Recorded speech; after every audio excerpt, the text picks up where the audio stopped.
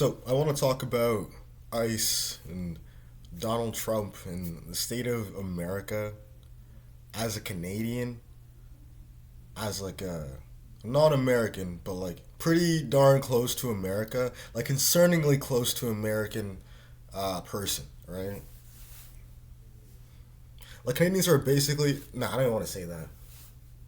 They're the closest thing, like, cause like Mexico, not even, cause like America really is just like Canada on one side and Mexico on the bottom, right? Not on the bottom, just like on the other adjacent, right? Because like America really is just like a mixture of like both of those cultures. It really is, right? Because like Canada is like highly, multicultural, right? And Mexico is like they have their indigenous people, right? The Mexicans. I don't even know if Mexican. What even is Mexican? I don't know. But I'm trying something new, right? Not even something new. I've always been a politically opinionated person, to be quite honest. Um, and I've been told that I shouldn't like talk about politics, and even personally, I wanted to I wanted to tone back the politics and just like, man, can I just like exist without focusing on the president, focusing on Elon Musk, focusing on Kanye West, right? But no, they just eat up all of our attention, right? Even with social media itself, where there's Elon Musk who like he owns Twitter, right? He bought Twitter, turned it into X, and like literally we're seeing pro like right wing, dangerously right wing fascistic behavior. We're seeing, you know, ICE literally offing somebody like once every 3 days, right? Like before Preddy, Alex Preddy, I believe is his name. Before he was just like assassinated, right? Just not even assassinated. He was just like taken out. Like the, cause like here's what my issue is. Cause like I tried to here is what my issue is, right? I was trying to like rationalize, empathize with the people who I disagree with politically, right? But like that's the issue, right? That doesn't. It's just like placate because like the idea is that like oh if I talk about politics then it'll like negatively impact like my future or people that I work with, you know. Well, like that happens anyways. That happens anyways. That like everything is politicized. Me being a black man is politicized. Me existing as a black man is genuinely a political conundrum that I have to deal with on a constant basis, right? And then we see this, Trump administration where we've seen an aggressive rise in conflict and division as is as is consistent with whenever Trump is president, right? Cuz like when did those BLM riots happen, right? After the death, the murder of George Floyd, right? So that happened in 2019, right? That's under Trump's presidency, right? That's his like third year, mind you, as a president. And so like things have been escalating because people forget Trump has been president for 10 years now. He's been a political figure for 10 years now since 2016. Like we look back at like 2016 We're doing like the 2016 challenge, right?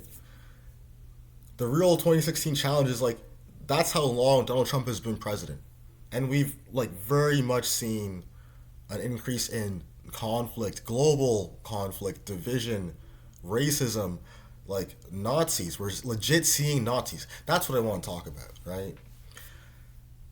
We're seeing, oh man, we're seeing Nazis. Like it's crazy. Like oh my goodness, we're seeing young people being raised on, social media influencers. Because part of this right wing movement is taking advantage of social media and actively, because like the way that social media works, especially Elon Musk's social media, right? Mark Zuckerberg's social media. We know who Mark Zuckerberg is. Like the social network isn't that much of a. It's not even like a dramatization. Mark Zuckerberg is a freak. He's like so focused on like this isn't bullying. This isn't just being like oh he's weird. No, he's so focused on like how do I how do I master your attention so much to an algorithm, right? How do we do that? How do we garner attention? How do we control attention through our social media? How do we keep eyeballs on social media? What do people look at? Well, things that affect their pockets first of all. So the economy, right? See, I sound crazy.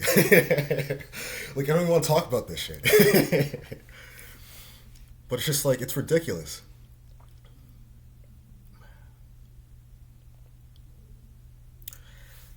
They use conflict.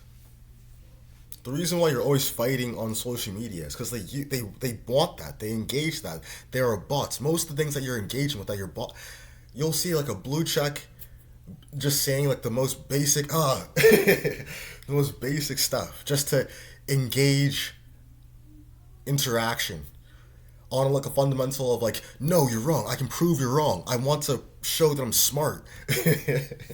I want to show that I'm better than you. I want to show that you're wrong. And like by proving that you're wrong over the social media, that'll actually mean something. That will actually cause you to change your mind. No, it's fake. That's not true. It's a waste of time. It's just like it's not even a waste of time. It's the design of the algorithm to keep you engaged. Engagement, views, attention, watch time. Watch time is watch time is a big one, right? Where it's like your screen time, like, cause like back in my day, I'm an OG, I'm an old head, Gen Z, right? Saw the birth of YouTube. Meanwhile, I'll talk to people who are like born the same day as YouTube, and they'll be like driving a car.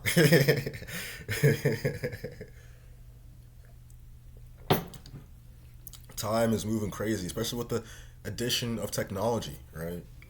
Because we had the first smartphones like 2008. You know, that's probably when things started to go wrong. Like his attention, it's so ingrained. The control of attention is so ingrained. That's why you see it's so ingrained into the modern economy, right? Because like the attention economy, it's a real economy. It's tragic. I don't even want to talk about it. Right? But like, there have been signs, like the grabber by the pussy. There have been signs. Anyway, I don't want to talk about it.